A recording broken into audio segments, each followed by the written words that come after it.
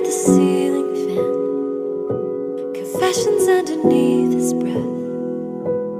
I don't think he knows. Pull them towards my chest. I'm holding him with both my hands. He's somewhere far away again when his eyes are closed.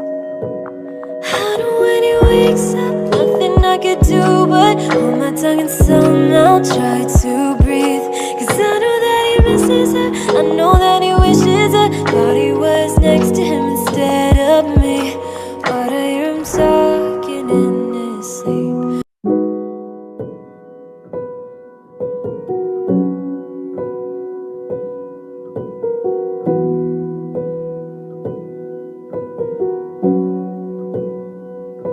My eyes are turning red.